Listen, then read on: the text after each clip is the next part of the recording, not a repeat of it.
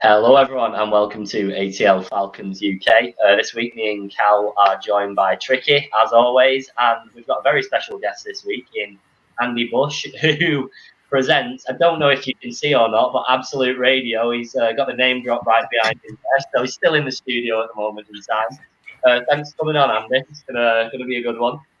Hey, no, my pleasure. I take my branding with me wherever I go.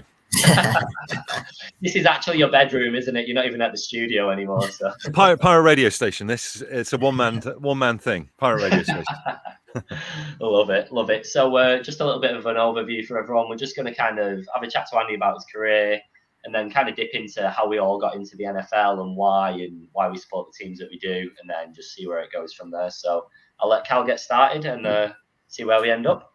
Yeah, so start a bit about yourself. So obviously you're in radio. Like, how did you get into it, and how long you've been doing it, etc.? God, I've been doing radio for ages now. I can't even remember how long I've been going. I mean, I've been at Absolute Radio for 12 years. I did 10 years breakfast in Bristol at GWR Bristol before I got to here. But I got into it by accident. I used to work selling like stuff on the phone, cold calling people, getting told to like do one, phoning up when people are having their tea and being told to do one by people. And I went out on a lunch break and they had a media fair on in Clifton in Bristol, and they were after traffic news presenters. So I thought, well, that sounds cool. I mean, I couldn't drive or anything like that, so I just made it up. I had to do a demo tape, and I got a job as a traffic news presenter, and it kind of went from there. And the good thing about doing traffic news is you're on quite a few people's shows because you punch into different shows and do the travel and jump off and go and speak to someone else and all that kind of thing, all from one main centre. And it kind of went from there, to be honest with you. You're quite lucky then, really, because obviously your stablemate, Richie, was a travel chicken, if I remember rightly, down in Bournemouth. Yes. So how did you manage to get away from doing that? Well, yeah, this is it. You could end up being trapped in the world of, traffic, then plus add an animal. And that can be, there's a lot of people doing that. I think there was a travel nun when I was working down in Bristol for a rival radio station. But yeah, no, Richie and I have grown up and gone through the same, literally the same organisation actually in terms of radio. So he was a radio station on the south coast. I was in Bristol, and yeah, so we've known each other for years really, and we've only been consciously coupled in the past 4 years or so here on Home Time. So yeah, it's cool. It's great to work with him. Just going back to, like you said, off air, you've clearly been working from home for a little while and then jumped back into the studio. So how's that change been for you? Now you're back in your environment. Yeah, no, we've been in the studio for most of it, apart from a bit in the middle. The really awful second lockdown into third lockdown when everyone was just absolutely over it. We were back at home for that for a bit, and that was just a nightmare. You can't. It's fine in that. If I know if this is great, what you guys are doing, streaming's brilliant. But if I have another video meeting, I think I will. If I never see another video meeting again, I'll be a very happy man. I think everyone is just over Teams meetings and all that kind of stuff, and Zoom and everything as well. Do you know what I mean? So yeah, it's good to be back in the studio and doing what we do. You just need to be able to see people and read what they're doing, and we're getting guests coming back in again. And we had Noel Gallagher come in right in the middle of. No other guests would come in at all, apart from Noel Gallagher. He's the only one who'd be like, I think he's a bit of does his own thing. Do you know what I mean? So you're getting people are starting to come in again now and everything, which is great in terms of guests and everything. So slowly but surely getting back to normal. Yeah. I'm not surprised. Like, even we only did like Zoom. We did when we first set this up, we did quite a few. In the first few months, we was like, because people was asking us to do Zoom meetings and that, and even we was like, God, if computer doesn't work or whatever, or it's like updating, it's like, bloody hell, this is can't do. I could you've probably doing it every day for so long, so it must have been an absolute nightmare. Well, this is great. It looks like I'm on Al Jazeera or whatever. You know what I mean? You got the news ticker down the bottom there, and all the different, even the logo up there. I mean, it's the technology's come on leaps and bounds. It's amazing. It really we're professionals. It is big time. All of this for literally pennies a month. It's perfect. It's worth it, isn't it? It's really worth it. It is. So we'll start to dip into what we're actually here for and get on to why and how we all got into the NFL. So I'm going to let Tricky start on this one with by far the most experience out of all of us in the game. So go on, mate. Thanks for that, Daddy. Yeah, I appreciate that. I'm old, so yeah. So everyone knows my story. You don't need to keep telling my story. You don't need to make me keep feeling up. I've been a Falcons fan, Bush, but since 1988-89. Wow. So yeah, I've seen the lows, the lowers, and even lowers than that. One of the reasons I wanted to get you on here is obviously I've followed you for years on Twitter, and I saw you getting into the NFL, and I saw you dipping into each team, and I'm a Browns fan, and I'm a Rams fan, and what have you. And I've always thought you'd be absolutely perfect as a Falcons fan. The reason being, we are a team that border on mediocrity. We have the occasional high, where we think we're going to smash it, we're going to be excellent, and then just fall back to earth, to more mediocrity, especially like we've had over the last 3 years. And I thought that just ties in with Everton absolutely perfectly. And that is why, and this is why I've always thought the Falcons would be the perfect team for you. You've never sort of settled with a team. Yeah. And I think this is our sales pitch to you more than sort of come on and talk, but this is more of a sales pitch. You're recruiting. Absolutely, yeah. And I think you'll find that the Falcons are probably the most, especially with this sort of thing, the most active NFL team on in the UK Twitter sphere, I think, as well. So, I mean, you think about it, you've got Richarlison would be Calvin Ridley, I suppose. Yeah. Young. Yeah, Vic Beasley would be Cenk Tosun. Good old Cenk Tosun. So, so yeah, I think they're a perfect team for you, really. Well, it's interesting you should say that, because I am. It's weird. I've got into the NFL. I mean, I think I started in the 80s, like a load of people did, with the old Channel 4 NFL and the fridge and all that kind of stuff. And then it kind of went away for a little bit. And I feel like I've come back to the NFL. Partly because I got a bit jaded with football. I got fed up with football. I mean, like I say, I'm a diehard Everton fan, but the whole thing was just, mainly because of the way Everton were playing, but mainly there's something about football that was just kind of boring me a bit. And if the high point was that night in Turin in Italia '90, and everyone just fell in love with football, and it had its, it was the high watermark. I feel like in recent times it's got lower and lower in terms of my, what I feel about the sport and how it was making me feel, and having team performing really badly like Everton was, making you not want to watch Match of the Day at the weekends and stuff like that. So I feel like I've got back to the NFL because of that. But each season, what I think is fantastic about American football is that it tells them incredible stories, and that's why, for me, like All or Nothing and Hard Knocks is the documentaries of what kind of got me into knowing certain teams. And one of the first.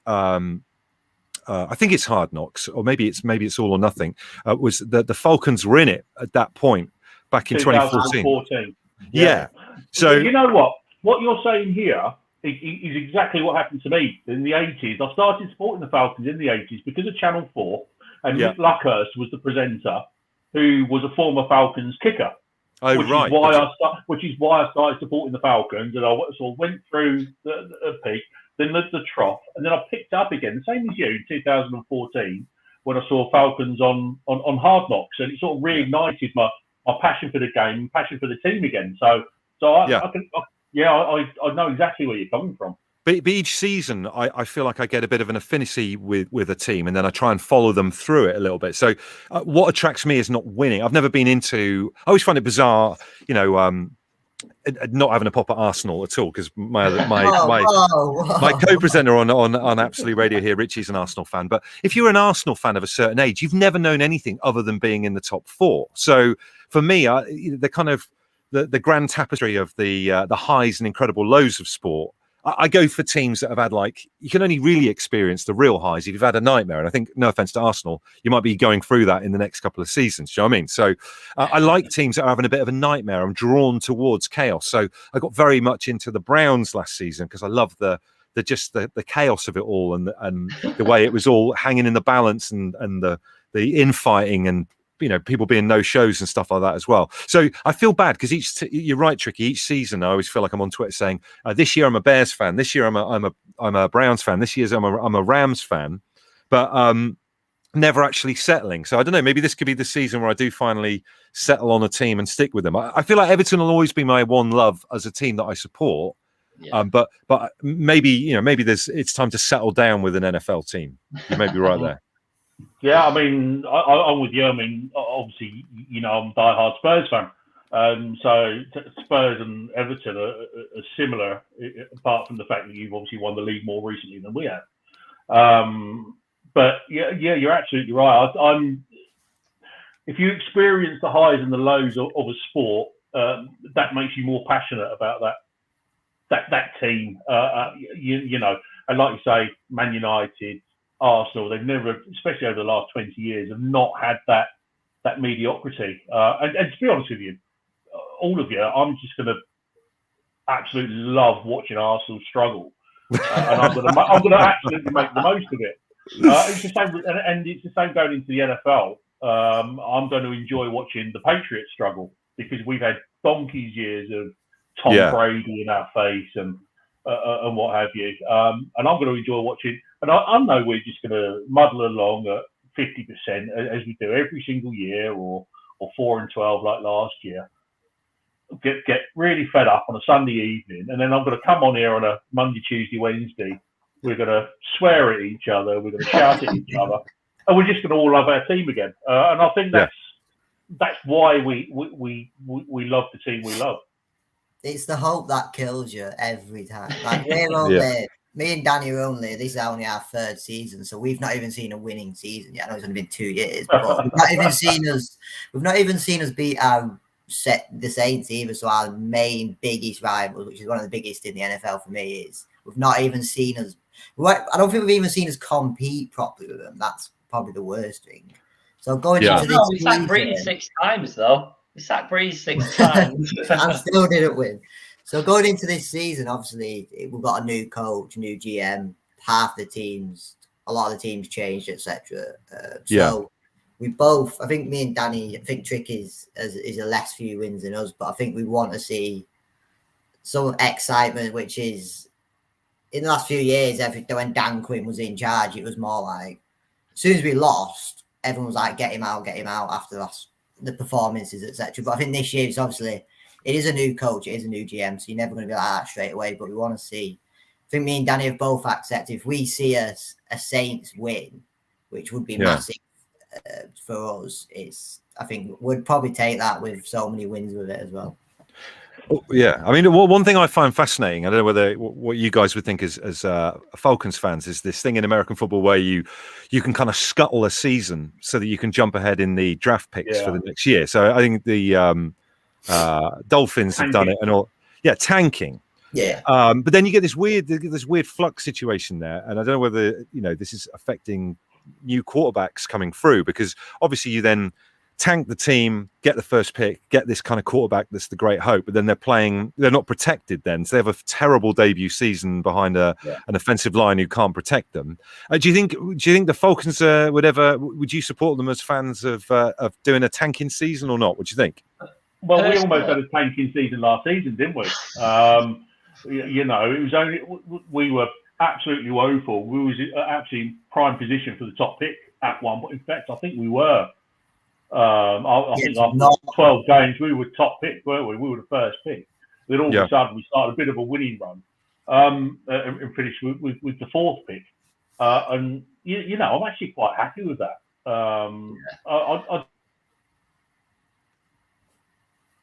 Where's he going? We lost him a minute. Oh. I'll carry on a second. Yeah, he usually comes back. I think me and Danny quite have the same opinion with this. You can take over and I might add something into it.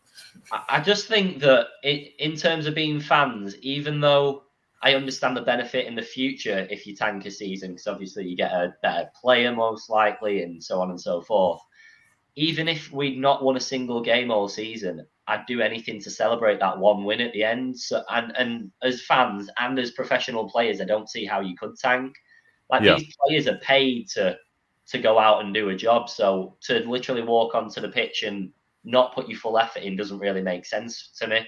It'd be like you showing up in the morning and just not really presenting, kind of just sitting back and just saying a few words every now and again. You've heard the show then? Well, No, I know what you listening mean. earlier on. No, I know what you mean. But I yeah, think no, it's it just the is similar concept. to that. Like, why, as a player, especially if they've got a 1-year contract, they're gonna always try their best because they know that at the end of that season, if they're not performing, they might not get another team, and that's their chance of a career. So I don't think, and with the tanking itself as fans, like we see it, obviously we have quite a lot of followers on Twitter, and a lot of fans were like, "Oh, I'm glad we lost." We never went into a game saying I always wanted to win every game, even when it was 0-5. Went into the game and wanted to win. Even the last game of the season, I wanted to win, but by then it was like, if we lost, there's a benefit, but I'd never want my team to lose. Because I think when we can't remember I can't remember who played. We battered someone last year. I think the Raiders scored like 40 odd points, and we knew we were never going to reach the playoffs. But I got a buzz off that. He's scoring 40 odd points against the team. I think that shows the mentality really between UK supporters and US supporters. The UK supporters are very passionate about their team, be it soccer, be it American football. We don't want to lose and whatever. But in the US, because of the whole franchise thing, a lot would accept the tanking to improve a following season. Whereas, as I say, because of how we've been brought up in the football world, we just won't accept a loss regardless. I think that's the big difference between the two sets of fans. But also, there's the intrinsic problem in the Super League format, which football, showed a bit of leg to earlier on in the season, and reversed back out of it, where you can't get relegated and everything like that as well. I think if you don't have the pressure valve, the jeopardy of relegation and promotion, then this can be a thing. I know obviously the draft is a different thing compared to football, etc. But it's weird, isn't it? I mean, what are the consequences of tanking? Do you know what I mean? The Dolphins seem to be kind of putting together quite a good team now, having done it themselves. It's like shedding skin, isn't it? It's like it's 50-50 really. Yeah, and same with the Cleveland Browns. I mean, they went for years 1-15, wasn't it, or 0-16 1 year, and 1-15 the year after, and now all of a sudden they've got a really, really good team. Yeah, they've put together a really good team. So maybe in 2-3 years' time we can do that if we carry on being shit for a few years. Yeah. Do you think it comes to, because if you're the head coach, you've still got to perform. If you're say you're putting players out there that ain't gonna win, surely that's gonna harm your job. So I wonder, surely the coaches can't go into it and be like, except if they sort of know they're gonna be kept on, are they gonna go into it like, oh, we're gonna put a poorer team out because we know we're gonna get the higher draft pick? I think the difference there though is they'll probably have a chat with the owner and the GM, to agree a way forward. Whereas obviously over here, if we deliberately try and lose, you're out the door. No one will accept that. But I think that, like as I said earlier, I think the US support fan base is more accepting of that sort of thing because they know it'll improve the team at a later date. Yeah, I agree. And with like yourself, Tricky, supporting this sounds like a dig, but it is not. Supporting Tottenham and you, Andy, supporting Everton. I suppose I know you've won trophies in the past previously, but a win is your good feeling at the moment, is it? Well, it's the same for me. I'm a United fan. We've not won for years now either. But a win is the good feeling. Whereas I suppose in the NFL, if you know that you're going to benefit in the future by losing, then you're willing to let that slide. Whereas us losing one game in the Premier League, there is no benefit. All it does is drop you in the table. You're not going to, a better player is not going to come to your team because you're willing to lose a game. Back to that dig there. Sorry, Tricky. I have to get that back up just in case you didn't catch it first time around. No, that's all right because Arsenal were tanking at the beginning of the season. So. I'll take 17th. I think you probably will at the moment. Love it. So where's your allegiance at the moment then, Bush? Where are you leaning? It's really interesting. I for the first season ever, I don't quite know. I love the stories. I love following these little trails of stories with different teams. My normal kind of MO during the NFL season is I've got the little Game Pass thing, and on the train in, I'll watch like I will watch quick highlights of the teams that I'm saying not following, and then I'll watch extended a 40-minute highlight of the team that I'm following. So teams that I've followed in previous seasons, I had a Bears season, a Browns season, I had a Rams season as well, all the way through to them getting into the Super Bowl final and everything like that. And this season, I'm kind of undecided. You know, my team from the 80s, going back to that Channel 4 80s era, my team back then was the New York Giants. That's the first American football team I ever kind of got back into. And you know, I think this season in particular, there's a lot of interesting stuff going on with quarterbacks. I think this season round, in terms of, you know, even just like the Rams, you know, and the swap with Jared Goff and Matt Stafford and all that kind of thing. There's a lot of interesting quarterback action going on. So I don't know. I like you say, I'm open to all all suggestions. Is Matt Ryan still going strong for the Falcons though? Right? Is he still the main man? Yeah. I mean, without overselling us, in theory, you've got to break. In my opinion, this year you've got to break it down to one of the 4 teams that's coming playing in London. That'd be the logical step to take, just because you've got the opportunity to experience one of the events. Well, I'm going to see the game with Tricky. Myself and my fiance Katie are coming with Tricky to go and watch the game. So the Falcons versus the Jets. So I kind of I'm interested in the Jets, and the Jets are kind of cursed, right, as well, aren't they? So I mean, maybe I like a good this, for example, right?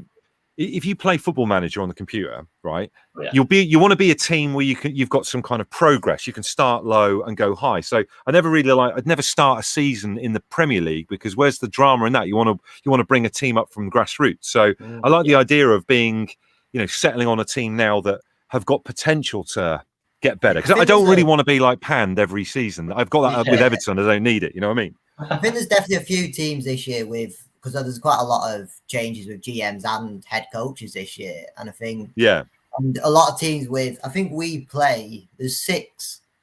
I think we play every rookie quarterback this year as well, including the 2 last year of Jalen Hurts and Tua, which I'd still say are rookies because he hardly played last year. So we're playing like 6 quarterbacks that are all rookies. So it's like 6 of them teams are basically starting again. I think we're in a transitional period. Like, our cap space is our main issue at the moment. Everyone knows that. But with a new GM and a head coach, is a start where this is where we're not expected to reach the playoffs. We're not expected to get to the Super Bowl. We're expected to have improvement throughout the team and to see the new playbook, the new scheme that's coming in. So there's quite a few teams this year where if you're going to pick a project, there's probably 6, 7 teams easily, probably more than that you could go from.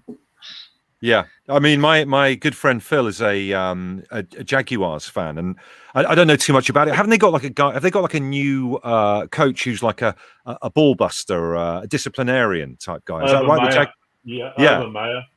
He's just coming from the collegiate. I don't think it's the first time in the NFL, but he's very well regarded within the college game as a bit of a ball breaker. I like that though. That's the kind of thing I'd watch. Those are the things that draw me to American football and to the NFL, because it makes amazing stories like that. I love stuff like that. The fact that he's a nutcase, I think, is fantastic.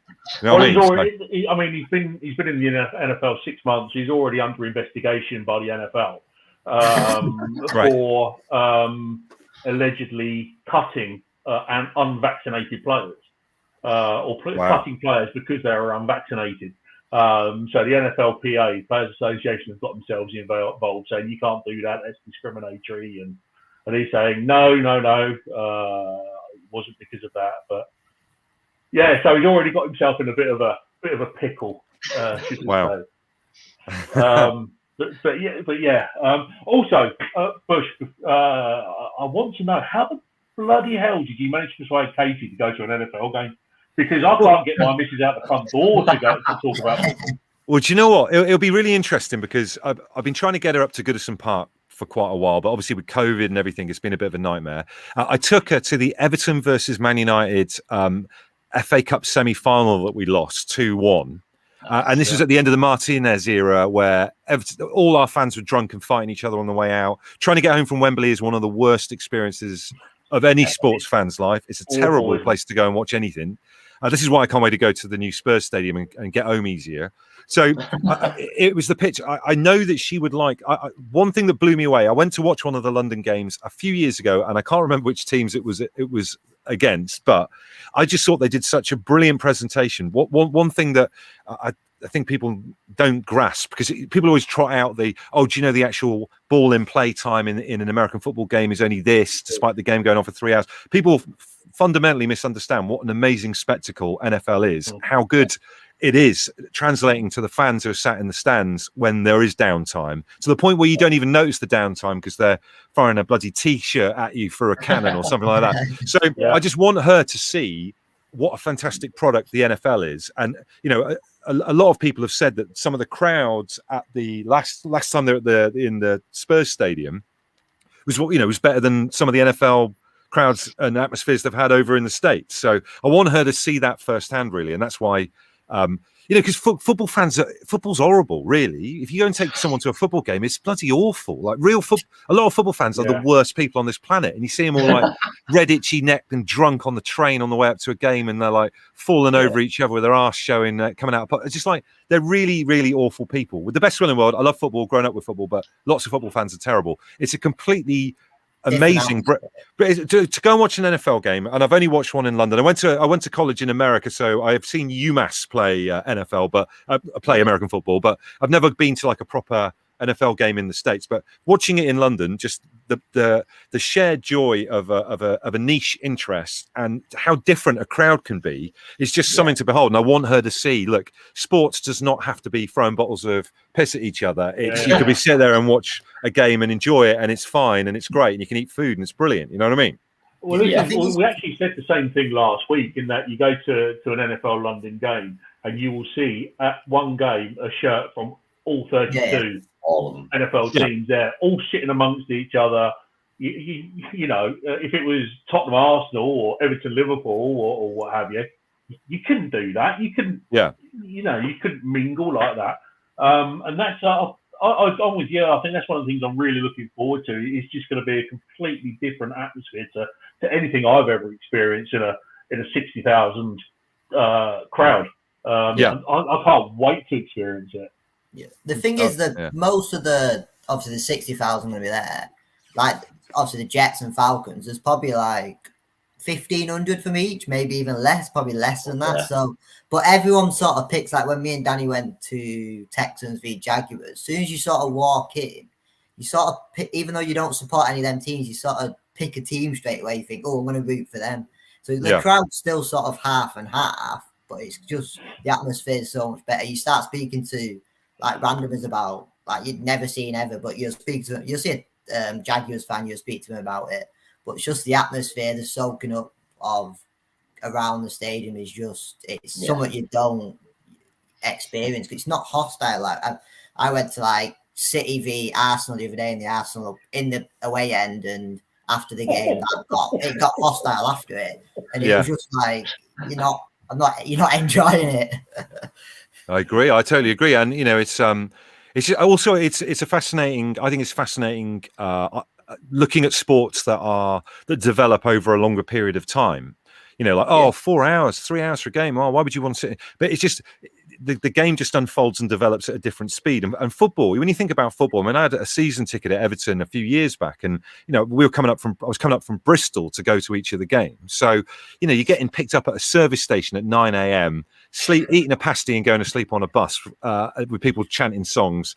Go to the game, you have a couple of beers beforehand, and then it's only 45 minutes with a tiny break in between, and you're back on the bus home again, having lost. Whereas American football, NFL, is just like you get so much value for money over the course of that time, and there's so much to watch. One thing I've been trying to do, I read a really good book called "Take Your Eye Off the Ball" about the NFL, which is like try to not just follow the ball in terms of seeing what's going on. Have a look around it, and I find there's so many areas of the game that are fascinating in that I'm obsessed with how they manage bringing on players and bringing them off during the course of a game, like the clock management, how you keep a team together and make sure you don't have too many players on the pitch and all that kind of stuff. There's loads to watch, even if you're not necessarily zoning in on where the ball's going. You know what I mean? There's so much to see. It's just a treat, really, to be honest with you.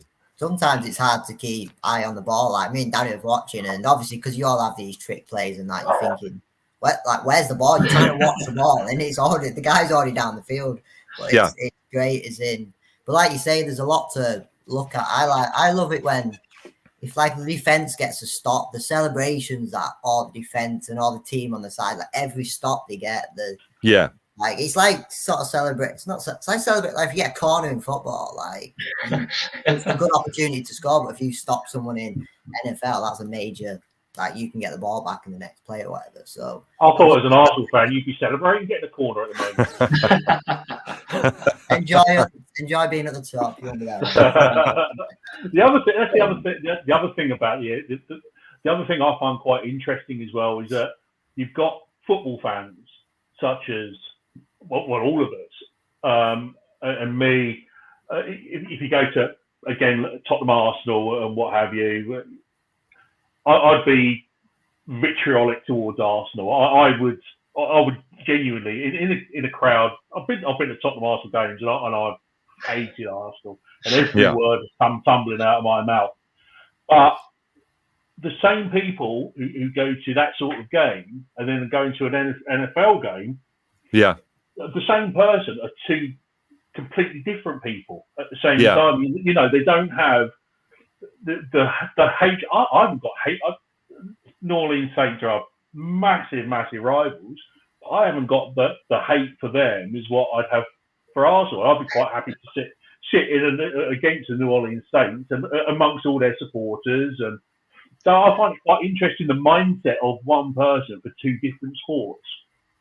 Yeah, no, I agree. I mean, it's weird because I watched a lot of American sports when I was at university in Massachusetts, and we used to go and watch the ice hockey every week. And I was like, we tried to get like ultra style football chants going because we wanted them to spice it up a little bit and all that kind of thing. And you know, and part of me is I don't like sometimes. I wouldn't want football to all have fans mixed in together and you know half and half scarves and all that kind of stuff. So it's almost like I get the kind of tribal.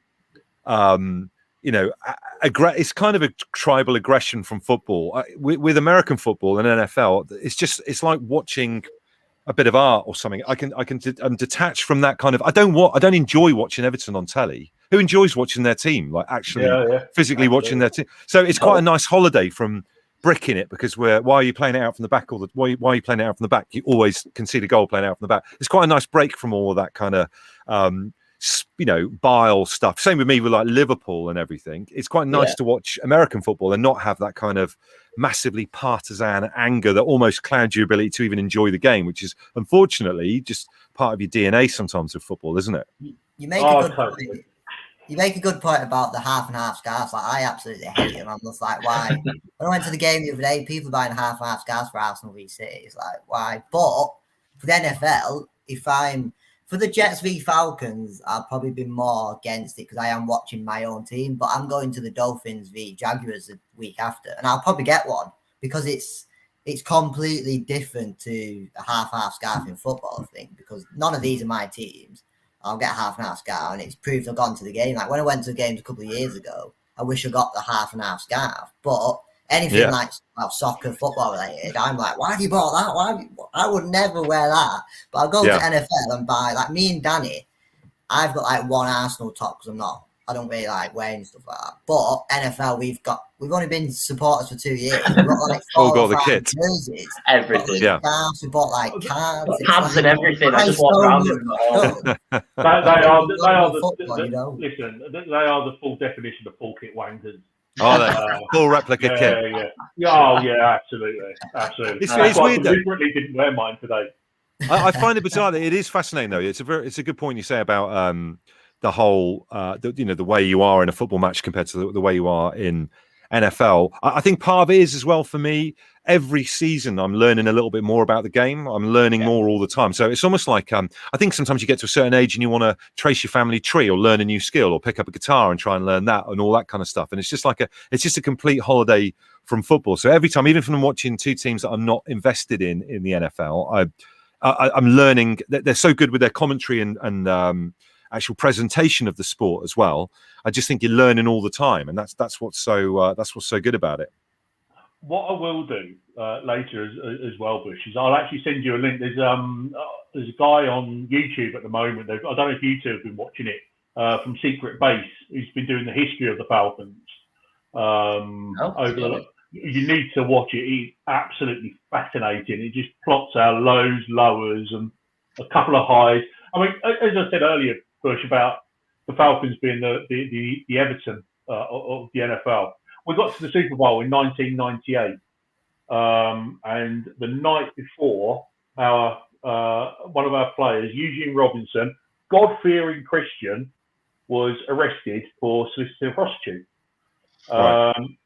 2016, we get to the Super Bowl, 28-3. We're going to win it with 3 minutes to go. Yeah. We lose to the NFL. We lose to the Patriots. So, you know, we've got, and this is from Secret Base. It's absolutely fascinating how it plots the history of the Falcons and the games, the big games they play. I'm for anyone, not just you three, but anyone watching this now to go onto YouTube and have a watch of it, because it is brilliant stuff. I'm getting the hard Falcon sell here for fandom, that's for sure. I'll never forget. It's cool. I'll check it. I mean, I'll never forget the. You guys don't want to talk about it, obviously, but the Super Bowl thing. We were watching it. We were in a hotel away somewhere. It was the night I proposed to Katie, my other half. Actually, that'd be interesting. Oh my God! We proposed that night, but I went to bed. I turned the telly off in the hotel, thinking, well, the Falcons have got this. They've absolutely got this in the bag. And I couldn't believe it the next morning. I was like, what? What the hell happened? Oh. So, but it's the pain that makes it worth it. And just to go on to your other point about the history of the Falcons, one thing I love also about American sports in general, whether it's like, baseball or this or NFL, it's just the way that everything's recorded, the statistics and all that kind of stuff is, and they brought it into football mainly from American football, haven't they? But I just love the way that certain matchups or games go down in history as like a certain name. They give them names and everything. Yeah. And it's just that history is what makes American sports so great. And it's almost like getting into a band that someone else has known for years. You've got the whole back catalogue to dip into and then hear it and watch it and see it for the first time. And that's why I feel so privileged to be getting into the NFL now, really.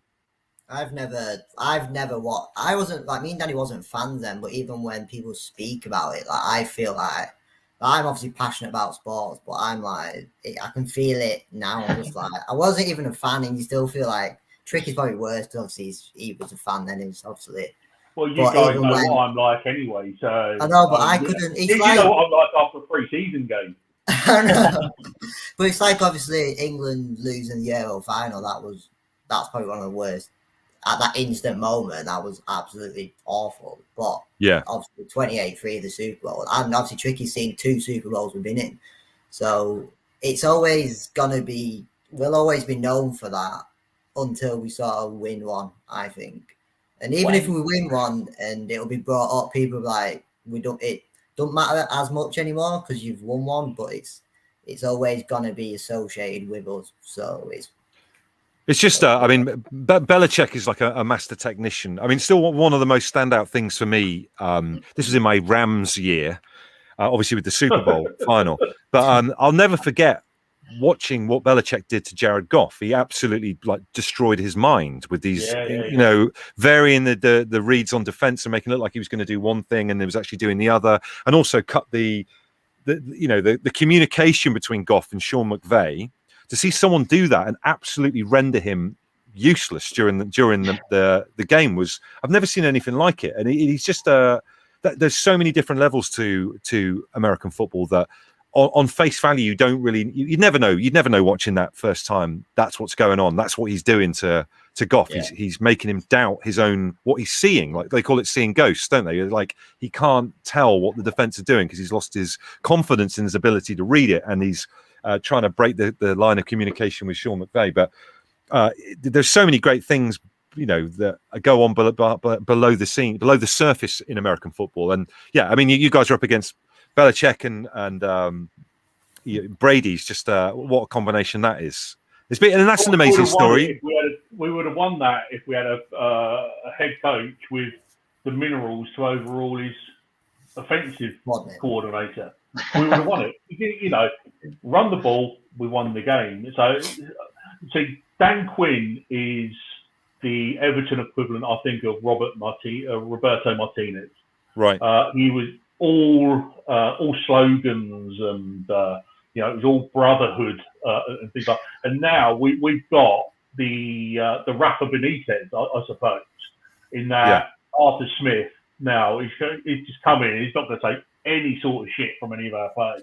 We've had some of the mic'd up. We had a mic'd up from him where he's saying, "Yeah, well done, boys. You got 2 yards. Fucking congratulations." You know, just absolutely nailing them for it. And I think, again, this is another part of the NFL which intrigues me, because it's not happening as much anymore in football, where an assistant or an offensive coordinator steps up to the top job. Now it's in football, it's just regurgitating the same old men in the top job, the same old managers. They failed at one club to get a chance at another. That doesn't happen in the NFL. Dan Quinn's failed. He's off back to being an defensive coordinator at Dallas, and we've taken a chance on someone who's never been a head coach before, and that tends to happen quite a lot in the NFL, and I think that's more exciting as well. Yeah, I agree. Absolutely. Yeah. Yeah, I think one thing that stands out about Arthur Smith the most is his little backstory, though, that he's got no reason to be in the NFL whatsoever. He's family-owned FedEx and whatever else they own, and there is absolutely no reason for him to have to work if he didn't want to. So, unlike a lot of people that are in sports for money, mainly footballers over American footballers, to be fair, there is absolutely no monetary incentive for him whatsoever. It's just purely the love for the game that he's made it to where he is and stepped up from different coaching roles and now got a head coach role. Like, that's why it excites me the most this year, the fact that he's there for the love of the game and nothing else. Yeah. And they're also very clever as well. Obviously, with Josh Harris being cut yesterday, Josh Harris is our long snapper. This is the other thing I love about NFL. You just got someone who just walks out onto the pitch, chucks the ball, walks off again. Brilliant. Job done, and he gets paid millions for it. Happy days. But they cut him. But as a vested veteran, he wouldn't have been picked up on waivers. But they had to cut him to be able to get Gossett off of waivers, to make room on the roster to be able to get Gossett off of waivers. And they brought him back today. And I don't know if Dimitrov or Dan Quinn would have had the knowledge is the wrong word, but the idea to do something like that. And I think that, again, Terry Fontenot is a brand new GM. Arthur Smith is a brand new head coach. And like I say, that they seem to be thinking outside the box a little bit. Yeah, definitely. Well, that went down well, didn't it? No, sorry, I just lagged a little bit. First connection issue of the night for me. Oh, I've been having them all night, mate. I've been having them all night. Going back to obviously the London games as well, I think we're going to try arranging a pub. Obviously, Tricky will know at the Beehive pub, which is close by. We sort of spoke to them, and they replied a bit, but they said they're going to do like a party anyway. So I think we're just going to do, obviously, if Tricky, you're coming with Andy as well and his wife. So we thought we'll get Falcons fans there. It'd be full of other fans because obviously it's on the day, but I think that'd be a good meet up because it's close to the ground, it's only walking distance, and it's weird because we've got like a group chat. We spoke to so many people, like spoke to Tricky several hundred times probably now. We have like a group chat, spoke to everyone there, but we've never met. Like you speak to each other, like it's easiest, but as soon as if we meet up at a pub before it'd be great to see all Falcons fans, but even extra fans that will come as well. But it'd be a good place, close place to meet up, and it'd be one of them where you probably say a lot to each other. You'd be like, oh, what do we say now? I was just thinking it's going to be a bit like online dating, isn't it, really? Like, talk for months and months over the internet, and you'll meet up and just sit there sipping your drink, not knowing what to say. But it's good because it's NFL in it, so we've all got one thing in common, which is the Falcons. We all know what we can speak about. We spoke about stuff on the chat for the past year and a half now, more or less. But I think we're going to do a meet up there. So if obviously you two pop down for, I think it's the game's at 2:30, isn't it? So 2:30, yeah. So said me and Danny will get there early-ish anyway. Have a couple of drinks, food, but more people come. It's just you get to see people you've spoke to, but actually in flesh. It's the community side. Sorry, Tricky. I was just going to say. Sorry, no, I was just going to ask Andy if he tried to persuade Richie or Brian to get into the NFL. Well, this is interesting. So Richie, who I do the show with, not interested at all. He's not into American football, really. He's just an Arsenal man. That's kind of it. I think he likes cricket and a bit of rugby. Brian, who I do my board game thing podcast with, he was an NFL fan. And this is interesting. He now doesn't want to be involved in NFL anymore because he doesn't like the Johnny-come-lately UK NFL fans. So, which is classically Brian. So yeah, he thinks it's now it's like being into a band that no one knows of, and then suddenly it's got really popular. And you think, well, I don't like them anymore now because there's loads of people who just turned up thinking their third album is their first album. So I'm not saying that's any of you guys, but that's what Brian's like. He's a miserable sod. Brian Murphy, BPL Murphy on Twitter, guys. I personally think he's one of the funniest people on Twitter. Honestly, don't encourage him. No, I try not to, but he is very, very funny. He some of the comments he comes out with, I think he's one of the driest people I know for a sense of humor. He's brilliant. He's brilliant. Oh, no, he's a nutter. I did wonder if obviously you mentioned another friend of yours who was a Giants fan, and do you have many go-tos to discuss the NFL? No, not really, not at all. I've got my good friend Phil. He is a Jaguars fan. He's from America. He's an American guy, so he knows he's like my fountain of knowledge for. I can never remember the names of like, who's that guy, and Phil will know it and everything like that. Him and I play a lot of. So obviously, I do a board game podcast. We play a lot of American sports simulation board games. So we play a lot of American football board games. So he's the person I normally play head to head against.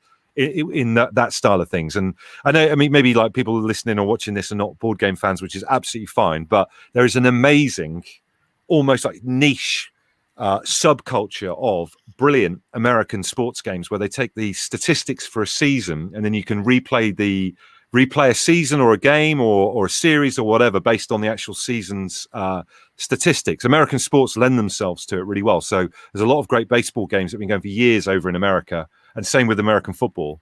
And in terms of being able to try and make the sport come alive, and because I like for me, I've played Madden a bit, but it's not really American. It doesn't have any of the kind of nuances of American football as I see it when I play or when I watch it. You know what I mean? So the board game side of things, which is the thing I play with Phil, that's where I feel like you get more of a real, authentic American football vibe than computer games. Anyway.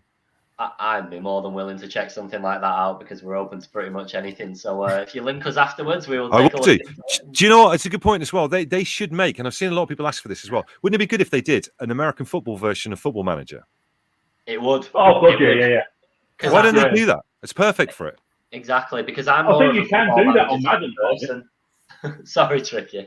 I was just saying, I think you can do it on Madden, can't you? Is there a career mode? You can, yeah, but you're still reliant on playing. It's like playing manager mode on FIFA. It's just not the same. You're not as deep into the... Like, I don't like playing. I'm terrible at FIFA. Like, I am... A 5-year-old could beat me, but Football Manager, on the other hand, I've got a brain for it, so it's a little bit different. So, yeah, I think you should. That'd be great if they did that. You should definitely be taking that to the guys at Football Manager. Yeah. Especially UK fans, that would get UK fans into it even more, to be fair, because everyone loves Football Manager. You can play it on, especially on the phone. They have like a phone version these days, so you can play it on anywhere you go, really, or work or on the train or whatever. So I think, like Tricky said, on Madden, there's a similar thing to it, but it sort of skips plays. So even if you called a play, it would just skip it. But it'd be good to say you're just, or even if you're like the whole general manager, you start or you build a franchise and stuff like that. Yeah, it'd be good. I think it'd be really good. You might have a bit of more power than us to take it forward, but we'll take any cuts. If you get any, we'll take any cuts from it. Like we'll split it. We'll split it 4 ways. But you love it. You love a sim, don't you? I remember your sim family from. Oh yeah. From a couple of, I think was it your daughter's Sims game or something? Yeah, Erin had the Sims on PlayStation, so I made Dave Berry and Matt Dyson from The Breakfast Show, and then just left them in a house just to see what they were doing. And I used to film them quite a bit. They were like fighting each other, drinking, like partying. It was being in the pool together in pants. It was fantastic to watch. It was an amazing simulation of their friendship. It was great. Didn't they fall in love at one point? They did a bit of kissing. Yeah, it's quite a lot of kissing going on. Yeah, I remember that. Dyson was very flirtatious indeed. Yeah, it was interesting to see him isn't he? unshackled by the view in public, because it was literally they were just alive in the universe in my daughter's computer. So that was fun, that's for sure. But yeah, I love simulation stuff is cool. There were a couple of American football computer games, but they're like real so intimidating, like roster management and all that kind of stuff, which is just. I think when anything that's new, you're trying to lure people in and make it look interesting, and it's incumbent on programs like the NFL show on the BBC and all that kind of stuff to make it accessible for people, because you've got them for a very short period of time, and then they're just going to drift off and think I haven't got a fucking clue what's going on here. So that's why it'd be great if they made an accessible NFL game so people can be like, oh, I understand it now, because outwardly it can be hugely the number of people on the team is absolutely terrifying when you first think about it, but when you start to know the game a bit more, it's like it all suddenly makes sense. So Sports Interactive or Sega or whatever, make an NFL game. I think you made a bit of a point there, because I've tried to explain to my missus numerous times what an NFL game is. I told her there's 4 chances to go 10 yards. You can throw it or run it, and the other team have got to stop your cat or turn it over. She just hasn't got a clue, because there's so many different branches to that tree. I think if the BBC NFL show, the channel, the Sky Sports NFL show, did make it a little bit more idiot-proof, I suppose, but for want of a better word, I think that could possibly bring more people into the sport with more knowledge of it. Will sort of expand the game, I think. I think it's one sport that you are constantly learning off. Like there's new things every year. Like Tricky, you've watched it for 30 odd years, but there's new things that we've only been 2-3 years. So some of the stuff you won't let that go, go straight over our head a lot of it. But I think it's constantly you're learning every game. You're like, oh, you've learned something new. So it's a great spot. Like I can remember, before we wrap it up, I watched a few Super Bowls when I was younger, or like watched part of them. But when I was in school, it started at like 1 o'clock. So I'd watch like the first 15 minutes or whatever, half an hour. But I never got into it, and it's like a sort of a bit of a regret why I didn't then. But like me and Danny, I just don't think it's been explained to the British public properly. I just think, as I say, making it a bit more idiot-proof and a bit more accessible. I think it's changing slightly, because the Generation Z and the new generation are picking up on it because of the internet, because of the TV shows and what have you. They're starting to get into it more and picking it up a lot more than what people of my generation did, because we didn't have it. We had Touchdown magazine and we had the Channel 4 show for maybe 4 or 5 years before it went off the air again. So I think with the new generation coming through, they're going to pick it up a lot easier, and I think it will expand as it has done. But it has taken a long time. But I'm hoping it's going to keep going, and even the prospect of an NFL team in London, I think it's going to get a lot of people hooked. Yeah, I agree. Totally. No, it's important that they. You get it. I don't know. Every level you unlock with American football, you notice a new thing which makes you love it even more. And it's like I go back to at the beginning, like I didn't know what was going on a hell of a lot. Genuinely didn't know what the hell was going on at the start. I knew the basics of you've got 4 downs to make 10 yards, but there's so many more things to it that it is important that they explain. I think they do a good job on Sky. I have to say that the Sky coverage I've watched is always really top draw with thinking person's sport. You know, like you can understand why they're doing it, and they've got some good like stuff on the that chalkboard thing and everything.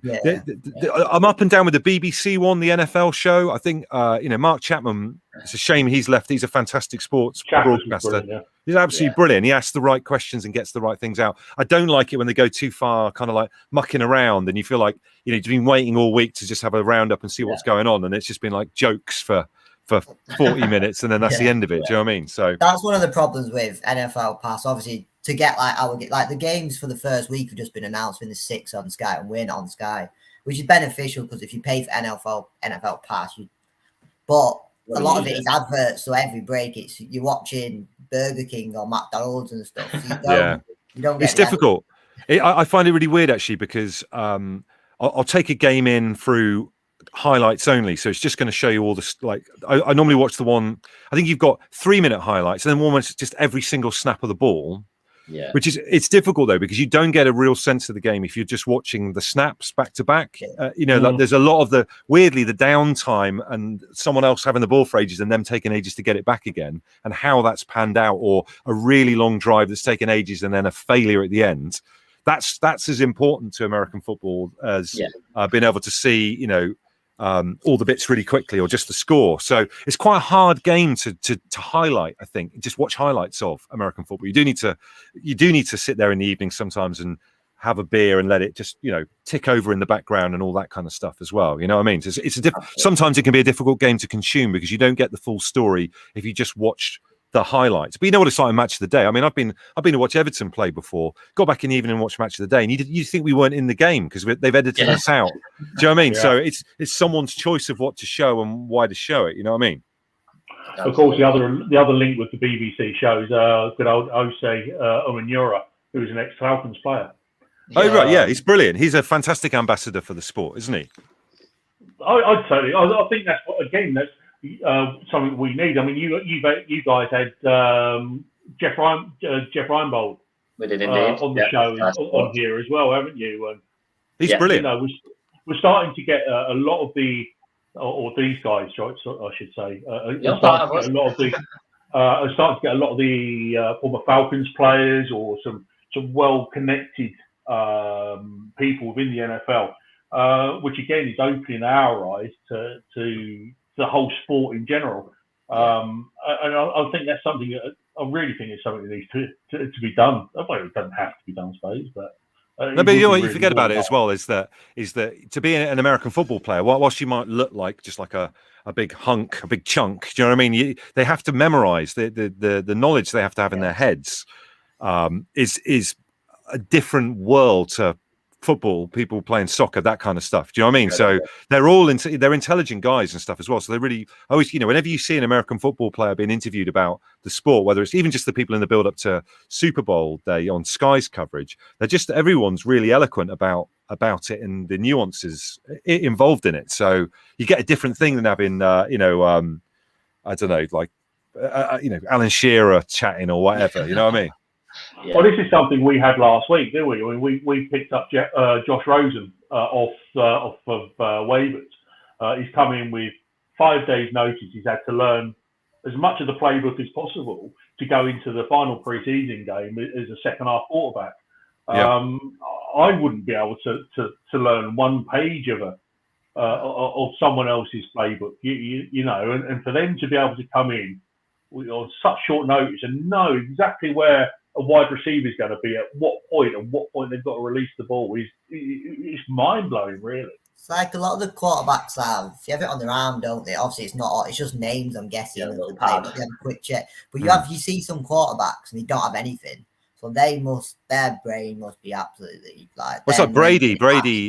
I think Brady was the system. He was like a walking almanac of that particular system. So I don't know how they worked that with Tampa, but maybe they just transferred it over. A lot of that knowledge must have come with him. Do you know what I mean? So Bruce Arians is a very, very, very good coach, though. We saw that in his previous team, and he's obviously coming to Tampa Bay, and he's turned them around. And I think they're going to be really, really up there this year to unfortunately go back to the show. Keeping 90% of their team from last season, they're going to be a real threat. It's good though. Benefit from. Yeah, Oh no! So I was just going to say that gives you hope. What I like about American football, I know you're not a fan of Tom Brady, but your man Matt Ryan and Brady, at least that you've got people playing in their 40s and not thrown on the scrap heap like in football. When you're 31 at football, it's like you're nearly done. At least older guys, older people getting to be involved in the sport and still be effective. Yeah, you should see the hammerings. Us guys love Matt Ryan. We won't hear a bad word said against him, but you should see the hammerings he gets from half the Falcons fan base. It's mind-boggling. Oh, really? Oh god, yeah, he gets absolutely battered at times. They'll blame him for anything and everything. It's ridiculous. And you know, we got to the Super Bowl. We should have won the Super Bowl, but it's Matt Ryan's fault. We didn't win the Super Bowl. You know, bloke's a legend as far as I'm concerned. The fact that he's been with us for what 14 years, 13 years, and he's still playing at such an elite level. Yeah, it gives hope to us all, really, doesn't it? I mean, I'm in my 40s. Maybe I've got the physique for a defensive tackle, then maybe I've got a chance. A late bid for the NFL from Tricky. Yeah, that'd be great. Yeah, I'm game for that. Fly on the Wall documentary. Matt Ryan's missed two games in 13 years, or whatever it is. You look at his stats, and it's 2 games is ridiculous to me. Stats, you can't ask anymore. Really, it's like his touchdowns, his consistent his touchdowns, his interceptions. He gets a few, but he's consistent. His rating's consistent, but he still gets everything. The defense doesn't get a stop, and Matt Ryan's getting blamed for it, and he's on the sideline. Doesn't make sense. They didn't keep the ball for long enough, Cal. That's why. That's how they justify it. But it's a sport we've grown to definitely love in the last. It's like there's lots. You get into sports all the time, but me and Danny, this is our 3rd year, and we've created Twitter accounts, so we obviously care about it a lot. Like we're passionate as anyone. It's like you'd never think. Me and Danny would never thought we would have ever got into it really, but to actually be speaking to ex-Falcon players, celebrities, yourself, people who are on the radio, it's crazy, really. Well, it's good. It's good to be passionate about something. That's the main thing, isn't it? You know, regardless of whether people are you're in a queue dressed as a superhero at a Comic-Con or being into American football or football. It's just good. We had someone on the show on Bank Holiday Monday who took time out from doing an English Civil War battle reenactment to request a song, and I just thought I love it when people are. If you've got a passion about something, it's great. It's a great thing. Yeah. I was going to say, during your bit of your hiatus, so to speak, between sort of like the early 90s and 2014, did you sort of keep a finger in the NFL and keep an eye, or no? Absolutely. I went through like a huge football thing, like absolutely. Lived and breathed Everton Football Club. It's all I'm interested in. All other sports are terrible. I still think rugby's terrible, just as a footnote. And then I don't know what it was. I just felt like football wasn't giving me everything, and I wanted. There was something more. There was something missing. And like I say, just learning about each season, learning a little bit more about the game and all that kind of stuff. And I would recommend. I'm not on here for an advert, but Gridiron's season preview is fantastic. It's such a good little. It's another magazine that's been around for donkey's years, I think. I remember reading that in the late 80s, early 90s. That, like I said earlier, Touchdown magazine. Like someone said, a 1-hour Channel 4 show was all we had back then.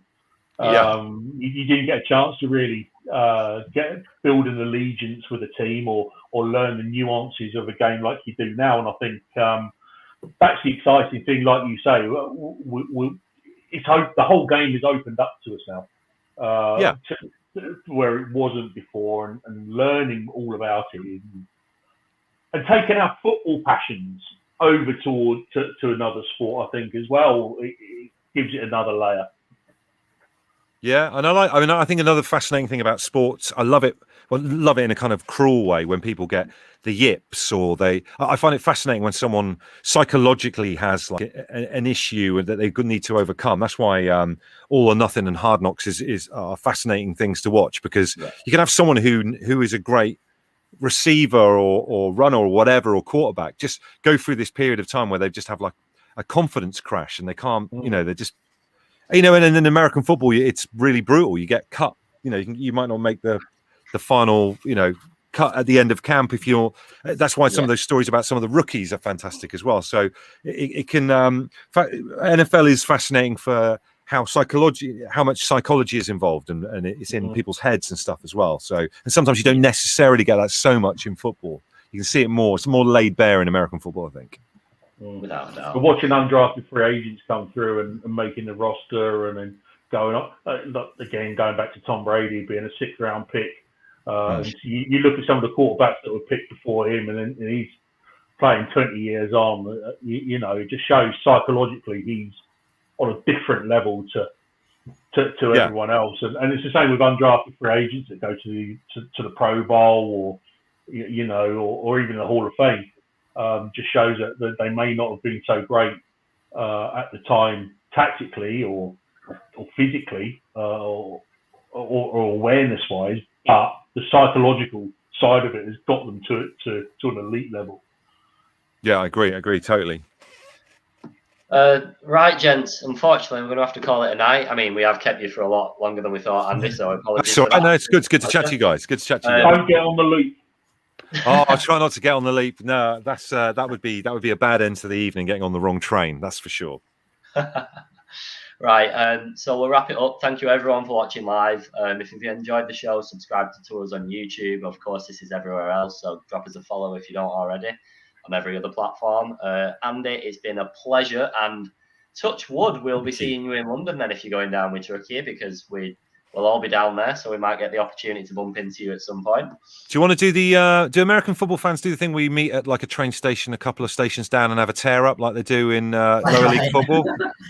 Well, funny you should say that, because the easiest way to get to White Hart Lane is to go to Chesham. Well, it is for us Northerners, is to drive down to Chesham and then get the train from Chesham to White Hart Lane. So yeah, I'm quite happy to meet up. Meet down there, yeah. If any Jets fans want to meet up for like a dust up, let's sort it out. You only have to check your facts out on Twitter to know that you're serious. Yeah, absolutely. Yeah. I love it. Perfect. Thank you for coming on, though. I've really enjoyed that. No, my pleasure, guys. Thanks for having me on. Appreciate it. No problem at all. We're going to end the show now, and we'll just keep you on for just one more minute, if that's all right, just off air, so to sort everything out. But thank you, everyone, for watching. Thank you to all of our guests, and we will be back next week. But we have not got a clue who with yet, so you'll have to bear with us on that one. But thank you, guys. See you all later. Cheers, everyone.